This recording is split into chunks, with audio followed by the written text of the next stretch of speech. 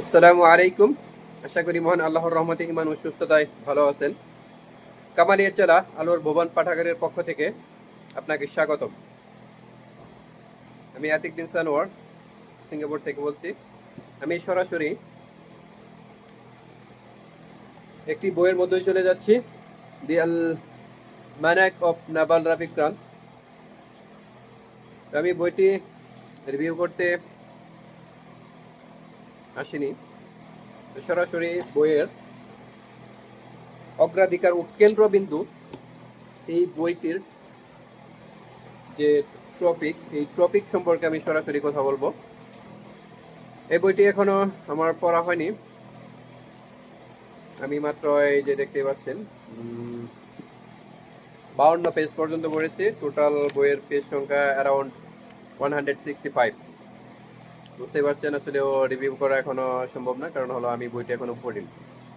তো আমি বইটি রিভিউ দেখে দেখে খুঁজে খুঁজে আমার ভালো লেগেছিল, সেই জন্য আসলে কিনা।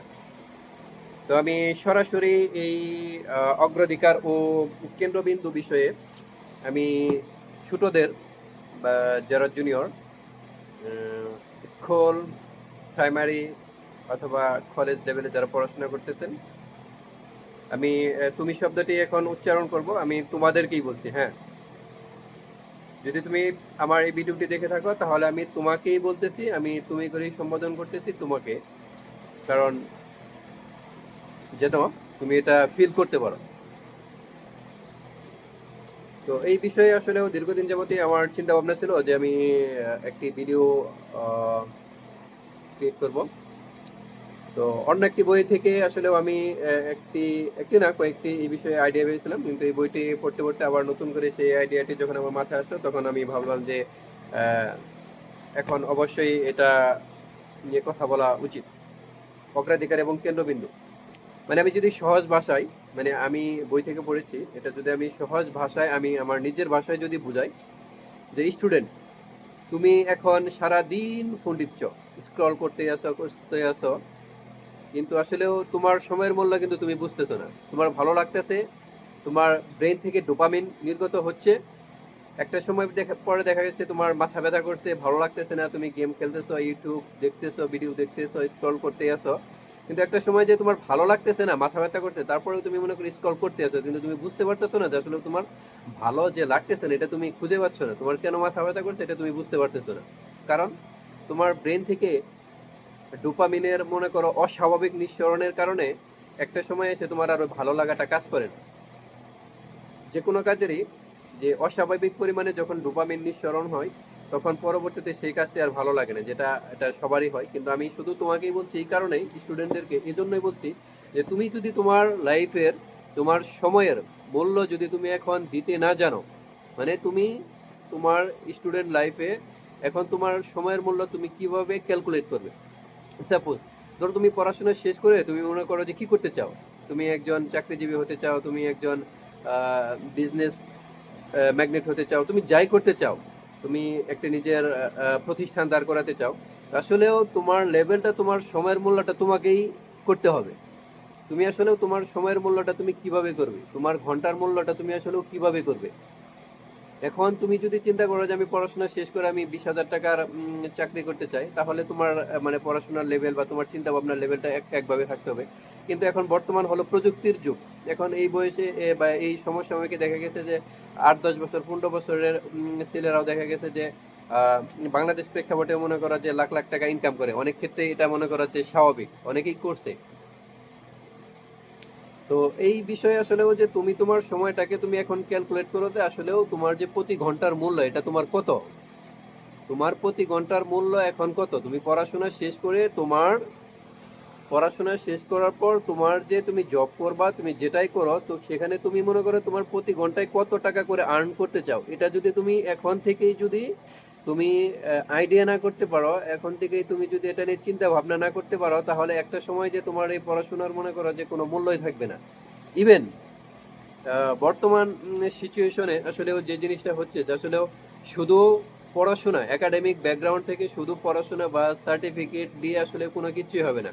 এটা আমি খুবই হাইলি ভাবেই বলতেছি এবং তোমাকে উদ্দেশ্য করে বলতেছি। ইভেন আমরা যখন স্টুডেন্ট ছিলাম, এটা আমি বলতে পারি যে আসলে আমাদের সমসাময়িক আসলেও মানে সার্টিফিকেটের একটা ভ্যালু ছিল, কিন্তু এখন আসলে বর্তমানে মনে করো সার্টিফিকেটের মনে করো যে ভ্যালু নাই।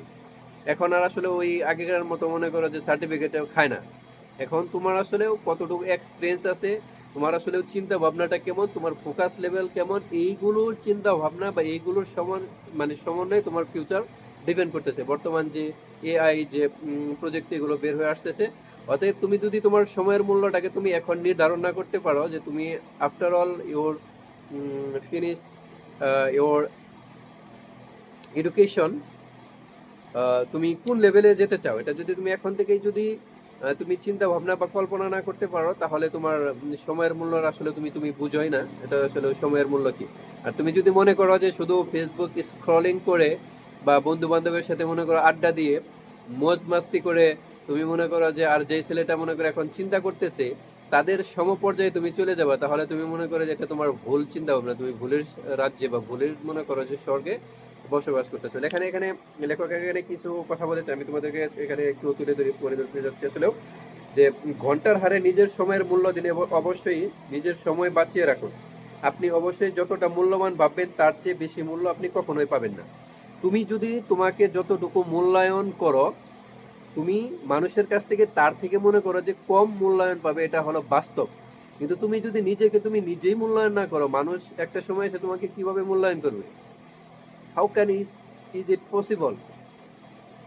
অতএব আমি তোমাকেই বলছি, তোমাকে উদ্দেশ্য করে বলছি, আমি তোমাকে ছোট করে দেখছি না, আমি তোমাকে আমার প্রিয় ছোট ভাই বা কাছের ভাই বা প্রিয়জন বা ভাই অথবা বোন, এটা মনে করে কথা বলছি, কথাগুলো বলছি। আমার কথায় তুমি কষ্ট পেও না, আমি তোমাকে কষ্ট দেওয়ার জন্য বলি না, আমি তোমার ভালোর জন্য বলছি ইনশাল্লাহ।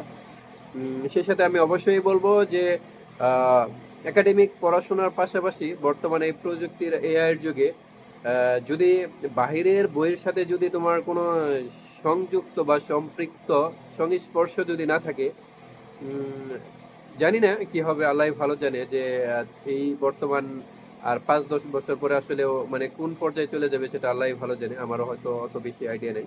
তবে আমি এটা বুঝি যে আসলেও পড়াশোনার একাডেমিক পড়াশোনার পাশাপাশি অবশ্যই অবশ্যই একাডেমিক বইয়ের বইয়ের বাহিরেও যে জ্ঞান আছে ওইগুলোর সাথে অবশ্যই অবশ্যই সম্পৃক্ত থাকতে হবে। যাই হোক, এখানে আরো অনেক বিষয় আছে, আমি সরাসরি এগুলো তুলে ধরলাম না। আমি জাস্ট একটা জিনিসে ফোকাস করলাম যে আসলে তুমি তোমার এখন সময়ের মূল্যটা যেভাবে করবা, মানুষ তোমাকে সেইভাবেই সময়ের মূল্যায়ন করবে। আর যে তুমি নিজেকে যতটুকু মূল্যায়ন করবে, মানুষ সেই মূল্যায়নের থেকে তোমাকে কম করবে। তো এখন যদি তুমি নিজেকে মূল্যায়নই না করো, তোমার সময়ের মূল্য তুমি যদি নাই বুঝো, তাহলে মানুষ তোমাকে কিভাবে মূল্যায়ন করবে?